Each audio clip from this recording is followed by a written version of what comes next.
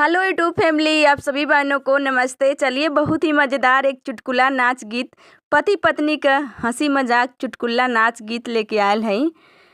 पूड़ी कचौड़ी क जेवना बनवनो, जेवना बनवनो रामा जेवना बनवनो। अरे पूड़ी कचौड़ी क जेवना बनवनो, जेवना बनवनो रामा जेवना बनवनो। अरे जेवना न जेव हवा डोलल करे, सासू कही दहो बलमुआ हमसे बोलल करे, सासू कही दहो बलमुआ हमसे बोलल करे। अरे जेवना न जेव हवा डोलल करे, सासू कही दहो बलमुआ हमसे बोलल करे, सासू कही दहो बलमुआ हमसे बोलल करे। अरे दुई दिन से रूसल पियवा खानओ न खइले, खानओ न खइले राम खानओ न खइले। जब जब देख पिया मुँह बीच कइले, अरे दुई दिन से रूसल पियवा खानओ न खइले, खानओ न खइले राम खानओ न खइले।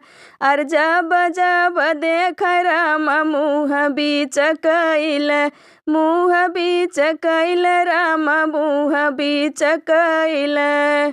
अरे कैसे मनाई कुछ न बोलल करे, सासू कही दहो बलमुआ हमसे बोलल करे, सासू कही दहो बलमुआ हमसे बोलल करे। अरे कुछ नाही कहाँ दूर भागल रहे, सासू कही दहो बलमुआ हमसे बोलल करे, सासू कही दहो बलमुआ हमसे बोलल करे। झझर गेड़ुआ गंगा जल पानी, गंगा जल पानी रामा गंगा जल पानी। अरे पानिया न पिया हवा डोलल करे, सासू कही दहो बलमुआ हमसे बोलल करे, सासू कही दहो बलमुआ हमसे बोलल करे। अरे पानिया न पिए हवा डोलल करे, सासू कही दहो बलमुआ हमसे बोलल करे, सासू कही दहो बलमुआ हमसे बोलल करे।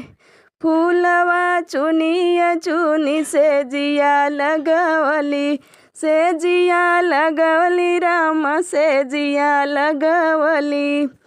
अरे से जिया न सोवे तकिया लैके भागल करे, सासू कही दहो बलमुआ हमसे बोलल करे। अरे से जिया न सोवे तकिया लैके भागल करे, सासू कही दहो बलमुआ हमसे बोलल करे, सासू कही दहो बलमुआ हमसे बोलल करे।